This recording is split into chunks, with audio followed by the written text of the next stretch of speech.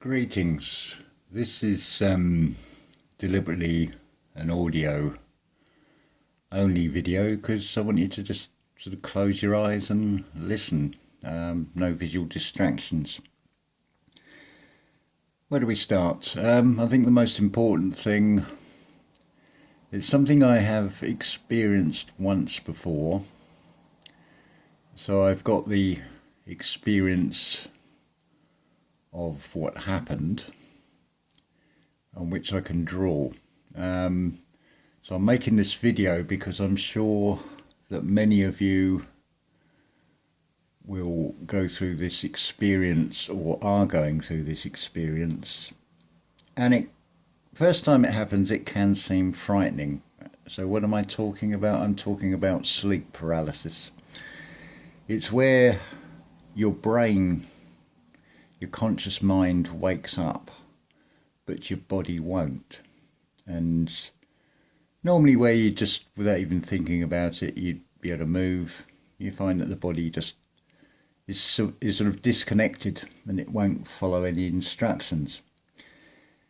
And it can seem a frightening experience. You feel like you're trapped in your body.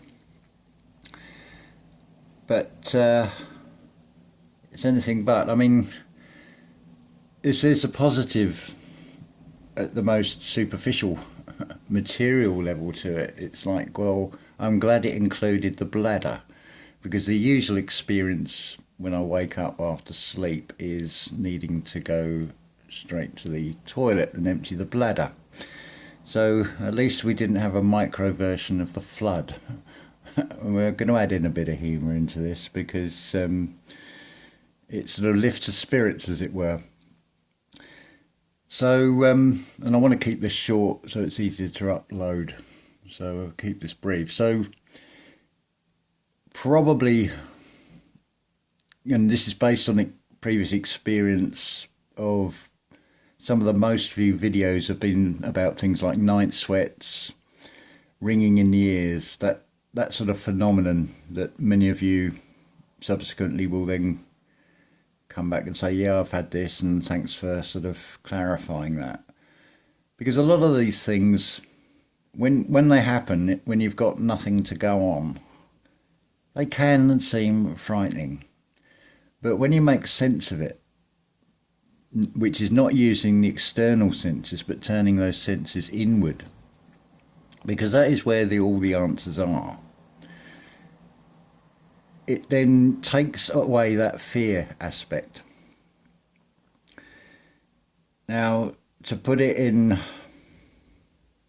another way of explaining the same thing, I've mentioned this before, the film, it's a Disney film by, who was the actor? Sam Neill, and it's called Young Merlin.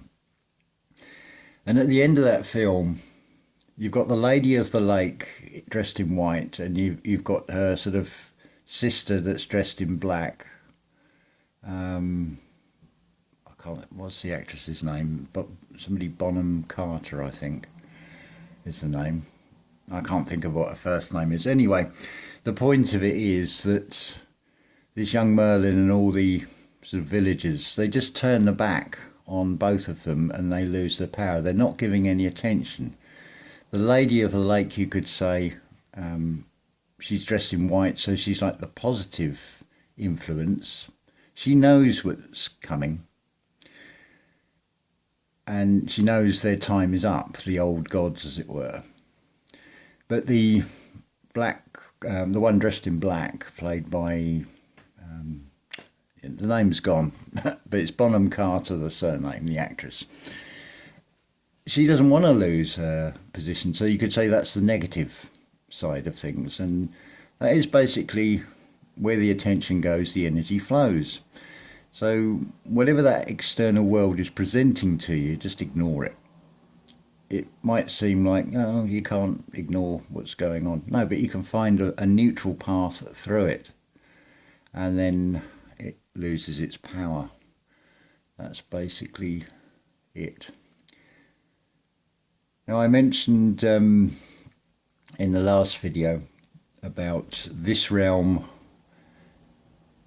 think of it like a factory with a production line, because you procreate and it's subject to time, so you've got a timeline. So it is a diagnostic, and you have a diagnosis and you have agnosis, you have Gnosticism, you have a diagram, i.e. a blueprint, all being shown to you. And you'll see this, Jason on Archaic channel has mentioned about this being a simulation, and we've got a growing phrase of simulation theory. Well, I would say it's not a theory. I don't come from this from the same perspective. I haven't done the research, so I didn't spend years looking at old books. He was afforded that position. Now, if you think about this, and he's mentioned this, and you can see exactly the same phenomenon with science, and you can see it with the production of anything. So, be it a car or a mobile phone, you've got people who do a diagnostic. They put these things through the tests. It's to be found somewhere on YouTube, where people will take the latest iPhone and they put them in deep fat fryers and drop them from great heights to see if they smash or whether they survive. They do this with cars, with crash dummies. And as Jason on Archaic's channel has mentioned, the I'm trying to see that the words go so easily. I'll get to that I think I'll do a second video about this part of it. But the dome of sort of water that collapsed and caused this flood, so this testing, that was recreated in a tank. I forget the dimensions or size of it, but it sort of did recreate it. And you can see that in this realm there is a diagnostic. So there's a micro to the macro on everything. Now, if you think of us as being game players in a huge video game, so the character that is in this video game, your higher self is putting little clues, or the computer program of this diagnostic realm is putting little clues for you to find, to sort of guide you, and it always seems to be the neutral path. I was reminded also on one I watched or listened to, again from Archaic's channel, Jason was talking about this Phoenix event and how some people will feel it and some people will remain unaffected by it. It sort of came back into the mind something I'd spoken about in connection with the earthquakes that was supposedly in this part of Western Scotland, so no more than, at the very maximum, 40 miles away, more likely around the sort of 10-20 mile mark. And personally, I didn't feel any tremors, any earthquakes. People around me said no, they haven't felt it. And then I had a comment from the subsequent to that video, or in response to that video, saying in the United States, I think it was on the East Coast, an area the size no bigger than 2 football pitches, where some people who are in fear did feel the earthquakes. Those that, shall we say, stayed organic, those that work in nature, in garden centres, that are working with nature as a living, they didn't feel it. The ones that didn't feel fear didn't feel it. And that's in a very small area, with no sort of physical dividing line where you could say people on this side of the fence didn't feel it and people on that side of the fence did feel it in a geographical, physical sense.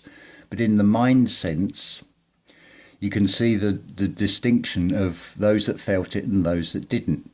So that backs up exactly what Jason is saying. That's basically it, really. I mean, 1010 that just came up on the screen. This guiding, sort of guiding light, as it were, does seem to be our higher conscious side communicating to our little I side. The best way, probably, to look at this is in the way Rudolf Steiner talks about it, as the threefold man. So if you imagine laying down, so the legs represent one end, then you've got the torso, and then you've got the head representing the other side. So you've got your lower eye, your physical body represented by the legs. You've got your internal organs where the organisation is that sits in the middle. And then on the other end, the positive end, the head, the mind, which is probably where the communication from your higher self is coming into this game character, your avatar in this realm, in this diagnostic zone. So it is you that is guiding yourself. You are your own guide. You are your own God. You've just got to find it within yourself. And of course, this is where this energy flow comes into it as well, because you cannot communicate directly with the liver or the kidneys or the heart as such, but you can through the breathing. So breathing is air, so it's a representation of spirit. So it is like an ether connection, shall we say, with your lower self and your higher self. And you sit in the middle of it by internalizing it and staying neutral to it. And that is how you get through this Phoenix event. This is just my perspective on it, based on experience. So yeah, I think we'll stop there, 12:21, how about that? So I'll say ta-ta for now, and love to you all. Feel no fear, stay neutral. Don't go to the polls and vote, because you're picking a side, which is what they always want you to do. Stay neutral and you neutralise it, is the overall message I think we can conclude with. So, love to you all. Stay neutral, and then you'll find the positive and you'll get through all this.